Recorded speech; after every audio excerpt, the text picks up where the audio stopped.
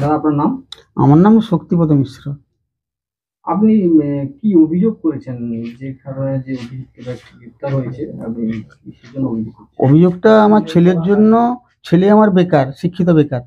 তার জন্য চাকরি পাইয়ে দেবে। আমার আত্মীয় বৌদি একজন আছে, তার সঙ্গে আলোচনা করে সে আমাকে ইন্সপায়ার করায়। এ, তার কথাবার্তায় তার বোনের ছেলের সঙ্গে দেখা করে এবার সে ভরসা দিতেই এবং পরে টাকা ফেরত দিবে এই ভরসাতেই আমি তাকে টাকা দিয়েছি। জায়গা জমি সব বিক্রি করে। কত টাকা দিয়েছিলেন?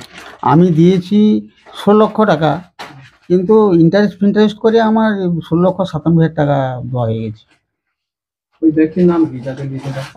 ওর নাম হচ্ছে শ্রী সৌরভ মিশ্র, বাবার নাম নির্মল মিশ্র।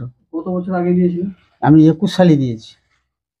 21-22 2 বছর ধরে টাকাটা দিয়েছি, এককালীন দিইনি কিন্তু। আপনার ছেলে কি এখনো চাকরি পায়নি? না না না না, টিউশন করে। তাহলে কি আপনি কি অভিযোগ করেছেন থানা? আমি অভিযোগ করেছি যাতে এই এই এই দুষ্ট ব্যক্তি, এই দোষী, এটা একটা দৃষ্টান্তমূলক শাস্তি পায়, আর অন্য কারোর জন্য ক্ষতি না করতে পারে ভবিষ্যতে। শেষ হয়ে গেছি বলছি না, জমি জায়গায় এমনকি গরুও বিক্রি করেছি আমি, নাহলে তো পাবো কোথায়? আমার তো জমি বেশি নয়, 3 বিঘা জমি ছিল, এবার বিক্রি করেছি। আপনি জানলেন কি করে ও চাকরি টাকরি দেয়?